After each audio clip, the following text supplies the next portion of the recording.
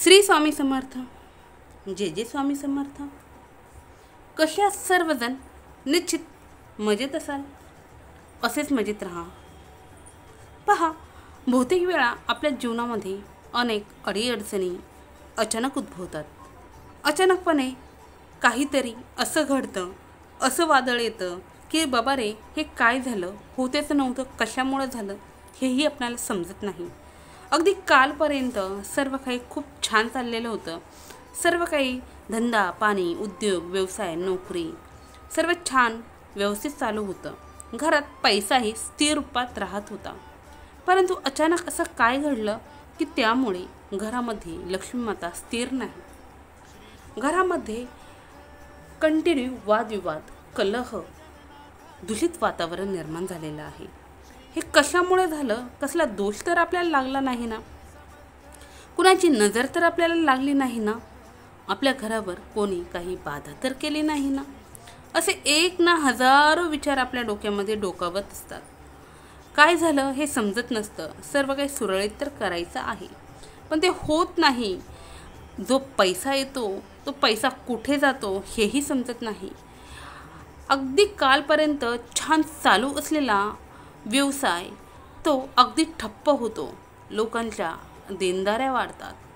अगदी घेतलेले घर, सोने, नाणे तेही विकावे लागते. घराचे हप्तेही जात नाहीत. असं जर तुमच्याही बाबतीत घडत असेल तर नक्की आपल्याला देवदोष तर लागला नाही ना, किंवा हा देवदोष लागू नये, आपलं सर्व काही सुरळीत व्हावं यासाठी आपण काय केलं पाहिजे हे आपण आजच्या या व्हिडिओमध्ये पाहणार आहोत.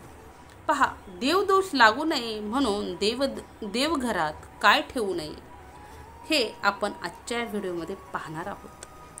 तत्पूर्वी जे कोणी आपल्या चॅनलवरती नवीन असाल, अजून आपल्या चॅनलला सबस्क्राईब केलं नसेल तर आपल्या चॅनलला सबस्क्राईब करा, बेल आयकॉन ऑन करा, जेणेकरून असे छान छान व्हिडिओ तुमच्यापर्यंत येतील आणि तुमच्या जीवनाचे सोनं झाल्याशिवाय राहणार नाही. अधिक वेळ न घेता व्हिडिओला सुरुवात करूया. व्हिडिओ स्किप न करता शेवटपर्यंत पहा, म्हणजे कोणतीही माहिती तुमच्यापासून वंचित राहणार नाही. तर देवघरात काय ठेवू नये हे आपण आजच्या या व्हिडिओत पाहणार आहोत. देवदोष लागू नये म्हणून हे नियम आपण पाळलेच गेले पाहिजेत. तरच तुमची पूजा, पाठ, वैकल्य, उपवास सर्व संपन्न आणि सुफल होईल. इथे आपण जाणून घेऊया याच गोष्टींबद्दल ज्या पूजेत केल्या नाही पाहिजेत, ज्या गोष्टी देवघरात ठेवणं अशुभ मानलं जातं. प्रत्येकाच्या घरात एक देवघर असतं. या देवघरात सर्व देव देवतांचे फोटो ठेवलेले असतात. घरातील सर्व सदस्य या फोटोंची पूजा करतात. पण हिंदू धर्मात पूजेशी निगडीत सर्व नियमांबद्दल सांगितलं गेलं आहे. या नियमांचं पालन केलंच पाहिजे. देवघरात पूजापाठ करताना अशा काही गोष्टी अजिबात ठेवू नये. या गोष्टी ठेवल्या तर देव कोपतात, त्यांचे दोष आपल्याला लागतात असं मानलं जातं. तुमच्या घरी ही देवघर असेलच तर हे निश्चितच ऐका. कदाचित चुकून तुम्ही ही चूक करत तर नाही ना. तुमच्या देवघरात असं काही असेल तर लगेच ते बदला किंवा काढून विसर्जित करा किंवा बाजूला ठेवा. देवपूजेतील देव एकमेकांस पाहत आहेत असे कधीही ठेवू नयेत. म्हणजे देवघरातील देव समोरासमोर ठेवू नयेत. देवघरात धन पैसे दडवून ठेवू नये.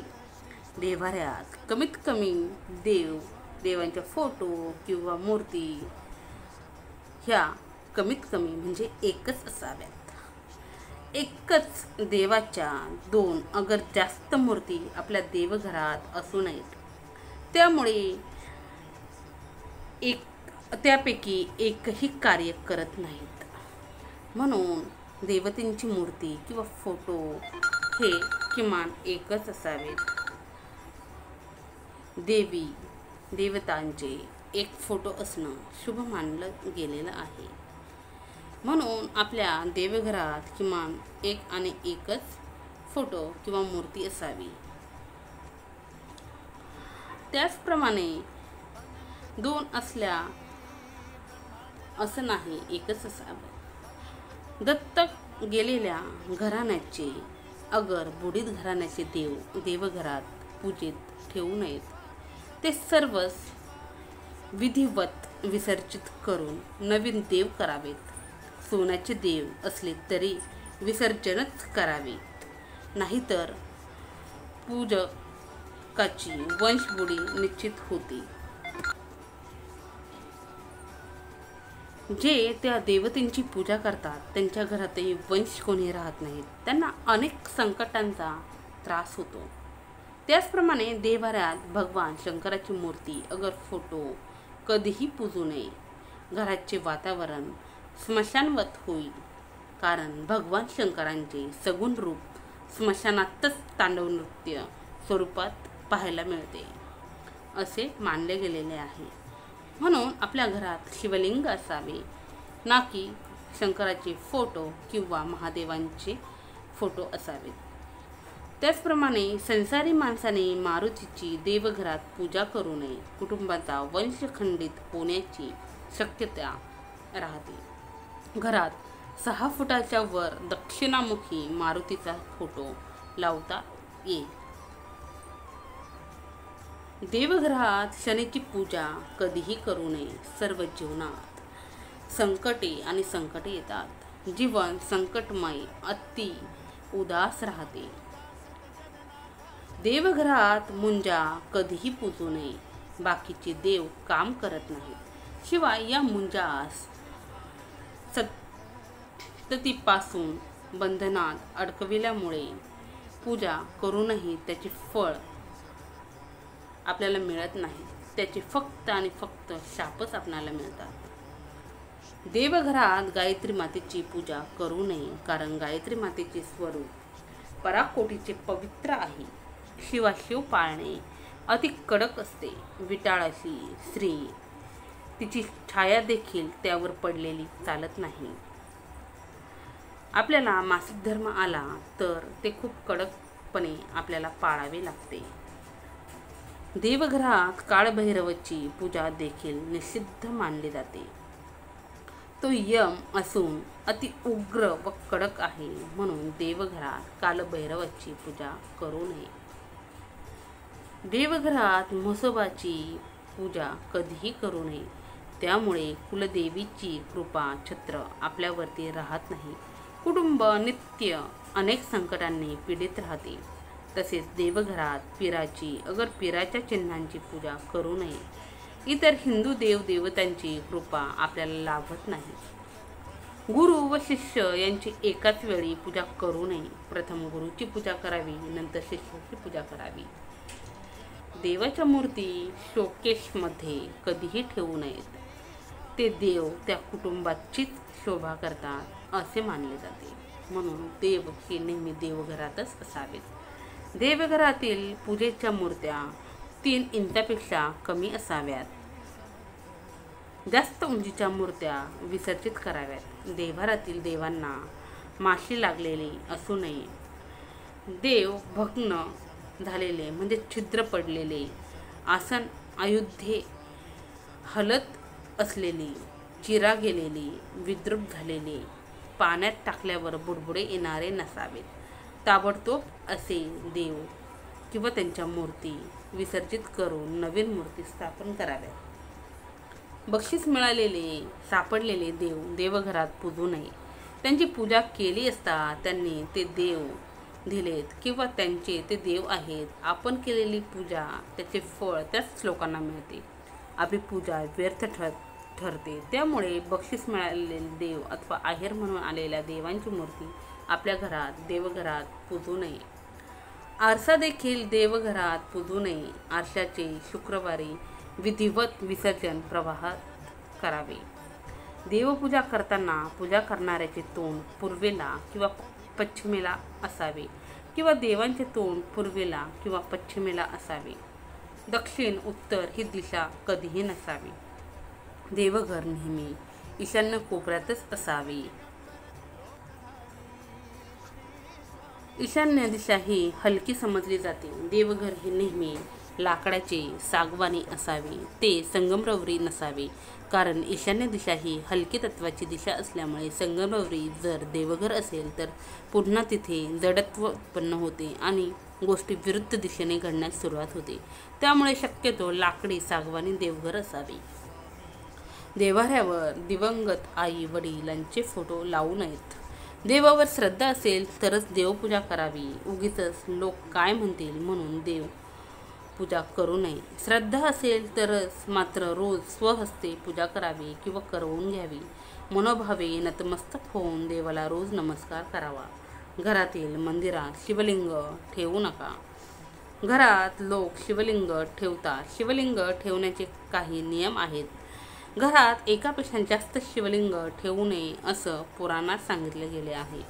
शिवलिंगातून प्रत्येक वेळी ऊर्जेचा संचार होत असतो. त्यामुळे शिवलिंग नेहमी खुल्या जागी ठेवावे. त्याचा आकार कधीच अंगठ्यापेक्षा मोठा नसावा. शिवलिंग हे पितळाचे असावे. त्यावर नाग नसावा. देवघरात नंदी नागासहित एकत्र महादेवाची पिंड ठेवू नये. कारण आपण जेव्हा महादेवाच्या पिंडीवरती अभिषेक घालतो तेव्हा त्या अभिषेकाचे पाणी नंदीवर पडते व नंदी हा महादेवाचा शिष्य आहे. ते पाणी नंदीवर पडल्यामुळे त्यांचा कोप होतो आणि त्यामुळे आपल्यावरती अनेक संकटे उद्भवू शकतात. देवघरात कोणत्याच देवाचा रौद्ररूपातील फोटो ठेवू नका. नेहमी देवांचे हसणारे प्रसन्न चेहरे असणारे फोटो ठेवावे. क्रोधातील फोटो ठेवणे अशुभ मानले जाते. हसणारे फोटो शुभ मानले जातात. ते त्या घरात सकारात्मकता आणतात. कोणत्याच देवाची तुटलेली मूर्ती किंवा फोटो घरामध्ये ठेवू नका. त्यामुळे अनेक निगेटिव्हिटी आपल्या घरात तयार होते व विविध दोष लागतात. पूजेदरम्यान तांदूळाला अत्यंत महत्त्वपूर्ण मानलं गेलं आहे. तांदळाला शुद्ध धान्य मानलं जातं.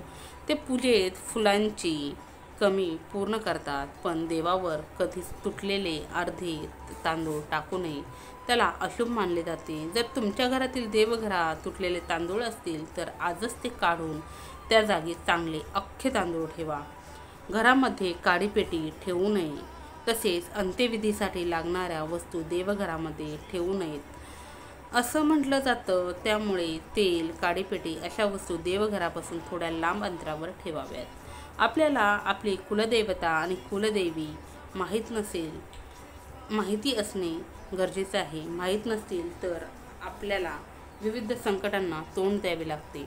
आपल्या देवघरात आपल्या कुलदेवतेचा एक तरी फोटो किंवा मूर्ती असणे आवश्यक आहे. आपण देवाला जी फुले वाहतो म्हणजे त्याचे जे निर्माल्य बनते ते पुन्हा वापरात आणायचे नसते. ते वाहत्या पाण्यामध्ये म्हणजेच नदीत प्रवाहित करावे किंवा एखाद्या झाडाखाली जमिनीत खड्डा घेऊन ते गाडले तरीही चालेल. त्याचे खत निर्माण होते. देवघरातील शिलीग्रामवर कधीही अक्षता व्हायच्या नसतात. ओले कपडे घालून म्हणजेच ओल्या वस्त्री देवपूजा करायची नसते. देवांना एका हाताने कधीच नमस्कार करायचा नसतो. आपण देवघरात जी समई लावतो व निरांजन लावतो त्यात तेल आणि तूप एकत्र कधीही घालू नये. तेलाचा दिवा वेगळा आणि तुपाचा दिवा वेगळा अशा पद्धतीने घरात दिवा लावावा. देवाला लावलेल्या समईच्या ज्योतीवर निरांजन किंवा दुसरा कोणताही दिवा कधीही पेटवायचा नसतो. समईमध्ये 3 वाती लावायच्या नसतात. एक तर 2 वाती लावायच्या किंवा एकच वात लावली तरीही चालते. त्याचप्रमाणे देवांना नमस्कार करताना आपल्या डोक्यातील टोपी काढून नमस्कार करावा. देवापुढे नतमस्तक व्हायचे असते पण आपण त्यांना शरण गेलेलो असतो हे नेहमी लक्षात ठेवायचं. आपण देवघरात किंवा मंदिरात जी स्तोत्र किंवा मंत्र म्हणतो ती मोठ्या आवाजात म्हणायची. परंतु जप करताना देवांचे नामस्मरण करताना ते अगदी शांततेतच केलं पाहिजे. हेही नित्यनेमाने लक्षात ठेवा. देवांना आपण जेव्हा गंध लावतो तो गंध करंगळी शेजारील बोटाने लावायचा आहे आणि आपल्या पितरांना म्हणजेच पूर्वजांना अंगठ्या शेजारील बोटानेच गंध लावायचा आहे. स्वतःला मधल्या बोटाने गंध लावावा आणि इतरांना अंगठ्याने गंध लावावा. नैवेद्याच्या पानात किंवा ताटात मीठ कधीही वाढू नये. त्याचप्रमाणे कांदा लसूण लिंबू देखील वाढू नये. कारण हे सर्व पदार्थ तामसी आहेत. तामसी पदार्थ देवांना चालत नाहीत. मारुतीराया ब्रह्मचारी आहे म्हणून त्यांची मूर्ती देवघरात ठेवायची नसते. त्यांची मूर्ती जर देवघरात ठेवली तर घरातील तिसऱ्या पिढीचा वंश खंडित होतो. त्याचप्रमाणे खंडित होण्याची शक्यताही असते. अशा प्रकारे देवघरात पाळावयाचे महत्त्वाचे नियम आपल्या देवघराच्या बाबतीत पाळावयाचे आहेत. असे काही नियम पाळल्याने आपल्या देवघरात एकदम छान आणि प्रसन्न वाटते. आपल्या घरात सुख, समाधान, आनंद, शांतता राहते. आपल्या घरातील लोक नेहमी आनंदी राहतात. नेहमी देवांचा आशीर्वाद आपल्या घरावरती राहतो. आपल्या घरात देवांचा वास असतो. देव आपल्या घरातच वावरत असतात. त्यामुळे त्यांचे घर आपण नेहमी सुंदर आणि सुशोभित ठेवले पाहिजे. ही माहिती कशी वाटली हे निश्चित कमेंट्समध्ये सांगा. माहिती आवडली असेल तर कमेंट्समध्ये श्री स्वामी समर्थ, जय जय स्वामी समर्थ लिहायला विसरू नका. झालेली सेवा स्वामींचरणी रुजू. श्री स्वामी समर्थ, जय जय स्वामी समर्थ. श्री स्वामी समर्थ महाराज की जय.